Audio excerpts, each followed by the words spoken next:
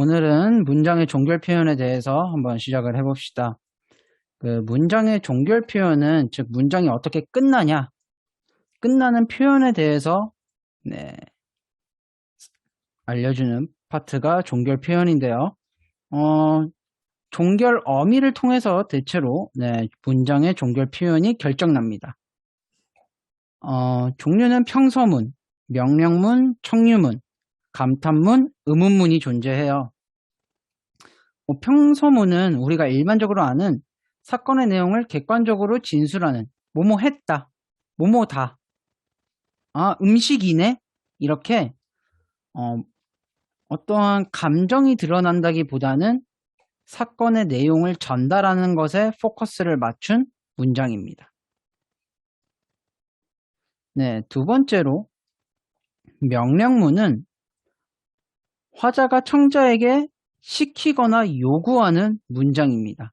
뭐뭐 해라, 와라, 이렇게 청자한테 어떤 행동을 요구하는 문장을 바로 명령문이라고 합니다. 그래서 이런 어미들을 통해서 명령문을 형성할 수 있다는 거죠. 청유문은 청자에게 어떤 행동을 함께 하기를 요청하는 문장이다. 뭐뭐 하자, 뭐 먹자, 아니면 놀러 가자, 우리 이제 값세, 먹읍시다, 이런 표현들이 청유문에 해당하는데 간혹 청유문과 명령문이 헷갈리는 경우들이 있어요.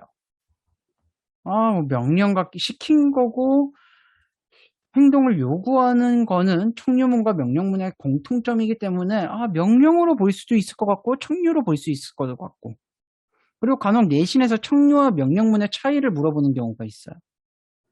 청유와 명령문의 가장 큰 차이점은 with입니다. 이게 무슨 말이냐? 함께의 의미가 있어요.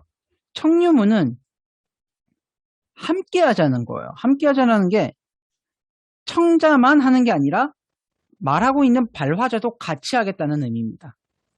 그래서 밥 먹읍시다는 듣는 사람뿐만 아니라 발화자도 먹겠다는 거죠. 근데 창문을 닫아라와 같은 명령문을 보면은 청자만 하는 거죠. 그러니까 발화자가 그 행동을 같이 하느냐 안 하느냐를 가지고 같이 하면 청유문, 안 하면 명령문입니다. 그렇게 구분을 하시면 돼요. 그리고 감탄문은 자신의 감정, 느낌을 강하게 표현한 문장으로 대개 느낌표를 붙입니다. 이렇게 뭐뭐 했구나, 맛있다 와 같이 감정이나 느낌. 근데 쉽게 설명하면은 그냥 느낌표 붙어 있으면 감탄문이라고 생각해 주면 돼요. 이제 중요한 것은 의문문입니다. 의문문 같은 경우는 종류가 크게 3개로 나눠요. 의문문은 물음표가 붙는 게 의문문이에요. 그리고 물어보는, 무엇인가를 묻는 문장이 물음표입니다. 의문문입니다. 그런데 설명 의문문은 듣는 이한테 어떠한 설명을 요구하는 물음이에요. 이게 무슨 말이냐면은 이번에 누가 1등이니? 라는 질문에는 누구누구가 1등입니다 라는 설명을 요구하는 질문이기 때문에 설명 의문문이에요. 판정 의문문은 듣는 이가 yes or no, 즉 네, 아니요라고 대답할 수 있게끔 물어보는 질문이 판정 의문문이에요. 그러니까 이거 봅시다. 이번에 영희가 1등이니? 네. 혹은 아니요? 그럼 이런 질문을 할 수 있어요. 이번에 영희가 1등이니? 라고 질문했을 때 아니요? 누구누군데요? 라고 대답할 수 있잖아요. 그럼 설명 의문문 아닌가요? 라고 질문할 수 있는데요. 왜 판정 의문문이냐? 그럼에도 불구하고 물어보는 사람은 영희가 1등인지 아닌지가 궁금한 거지, 영희가 1등이 아니고 다른 사람, 그 사람이 궁금한 질문을 한 게 아니잖아요. 요구한 이번에 영희가 1등이니? 라는 질문 안에는 누가 1등이니? 라고 물어본 게 아니라 영희가 1등인지 아닌지만 물어봤다고요. 다만 대답한 사람이 추가적인 대답을 해준 것뿐이지, 추가적인 설명을 해준 것뿐이지 질문 자체에는 추가적인 설명을 요구하지 않았다고요. 그래서 이번에 영희가 1등이니? 라고 질문했을 때 아니요. 철수가 1등인데요? 라고 대답했을지언정 질문 자체에는 요구에는 네, 설명을 요구하지 않았고 오로지 네, 아니요의 대답만을 요구했기 때문에 이번에 영희가 1등이니?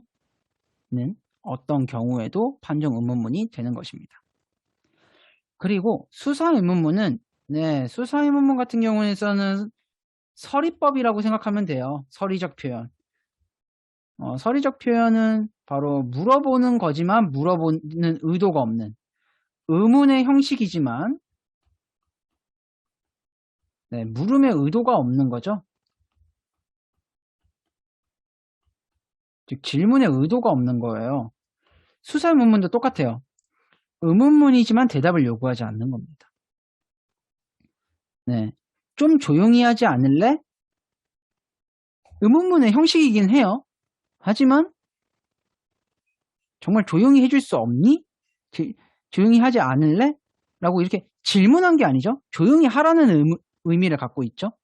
그러니까 의문문이지만은 질문에 대한 대답을 요구하는 문장이 아니기 때문에 수사 의문문입니다.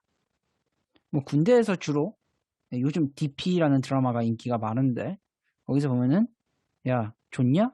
라는 질문을 했을 때 정말 좋냐고 물어보는 게 아니죠. 웃지 말라는 거죠. 그럼 내가 해?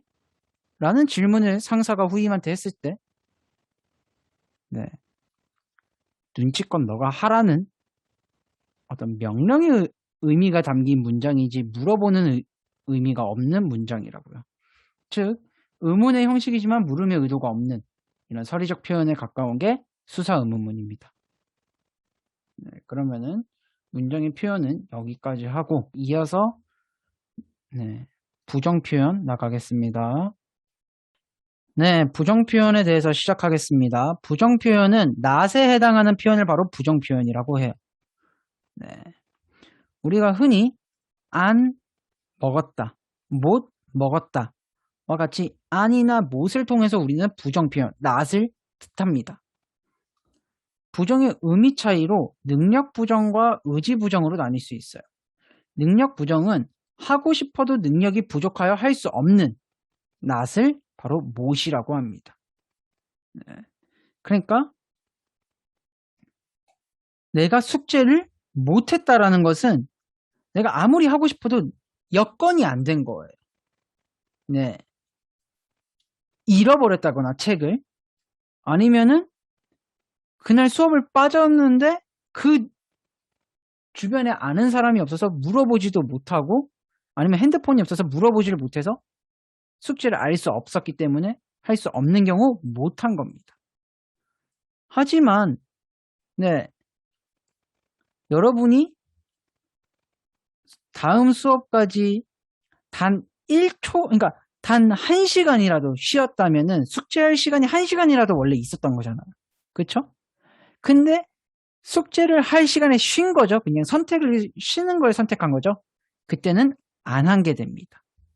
즉, 할 수는 있었지만 스스로 판단하여 하지 않은 것을 바로 우리는 안부정, 의지부정이라고 말합니다.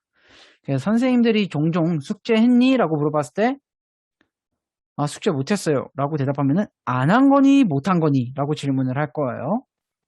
대체로 학생들은 안 한 거죠. 그러니까 공부 못하게 저는 공부 못하나 봐요. 이런 표현도 사실 옳지 않은 게 정말 여러분들이 1등급 맞을 만큼 1등급 맞는 친구들만큼 공부를 했는데도 3, 4등급 나오면은 그건 공부를 못하는 거죠. 능력이 안 되니까 머리가 안 따라오니까. 근데 그만큼도 안 했으면서 안 나오는 걸 가지고 못했다라고 하면은 올바르지 않은 거죠. 능력이 없다라고 보기 어렵죠. 그냥 그만큼 하기 싫은 거죠. 그만큼 귀찮은 거죠. 의지가 없는 거죠. 그럴 때는 공부를 안 했다고 말해야죠. 1등급을 맞게끔 공부를 안 했다라고 표현하는 게 바람직하겠습니다. 짧은 부정과 긴 부정은 길이에요. 말 그대로 안과 못은 어때요? 한 글자죠. 이름절이에요. 짧은 부정은 못, 안 이렇게 이름절로 끝나는 것을 짧은 부정이라고 합니다. 긴 부정은 이음절 이상. 뭐뭐하지 못하다, 않다, 네, 이런 것들을 아니하다와 같이 두 글자 이상으로 부정의 의미를 나타내는 것을 긴 부정이라고 합니다. 한번 그래서 이걸 봅시다. 나는 오늘의 야근이 있어서 약속에 못 간다. 네, 나는 지금 갈 수 있는 상황이 아니죠? 갔다가 내 직장 잘려요. 그러니까 내가 하고 싶어도 할 수 없는 상황. 네, 능력 부정. 그리고 못이니까 짧은 부정. 어제 비가 와서 야구 경기를 못했다. 네, 비가 오는 거는 우리 능력으로 어떻게 컨트롤할 수가 없는 부분이죠. 자연현상은. 그렇기 때문에 능력 부정. 하지만 못했다, 못하다라는 긴 부정을 쓰고 있네요. 나는 그 사람의 명령은 안 듣는다. 그러니까 내가 선택한 거예요. 내가 들을지 말지. 그러니까 못 들었으면 귀가 뭐 안 들리거나 정말 멀리 있었거나.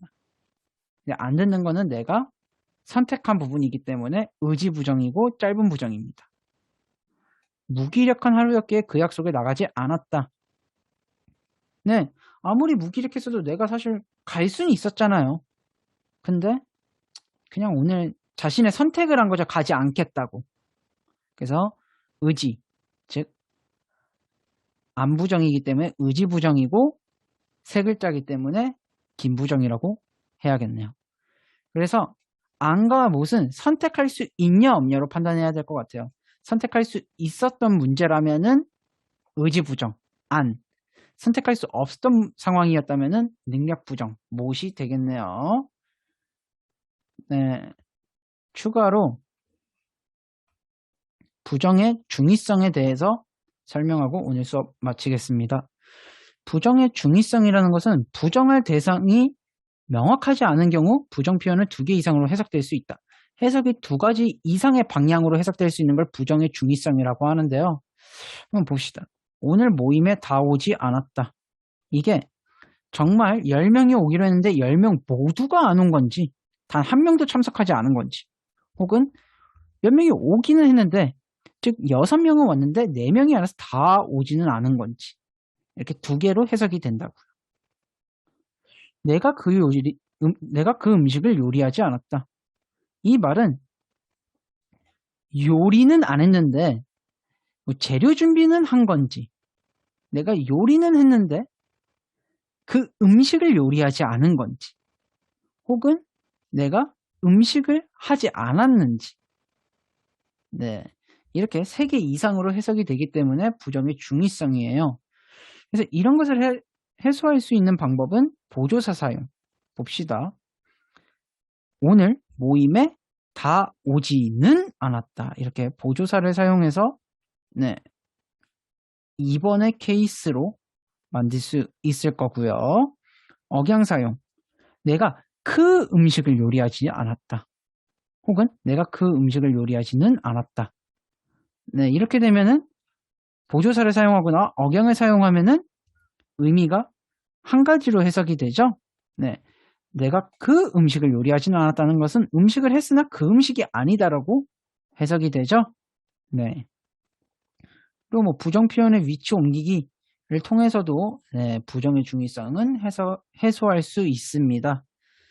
네, 그래서 뒤에 나오는 네, 연습하기 문제와 최종 연습을 통해서 네, 한번 오늘 배웠던 부분을 복습하면서 공부할 수 있으면 좋겠네요. 네, 그러면은 오늘 수업은 여기까지 하겠습니다. 네, 수고하셨습니다.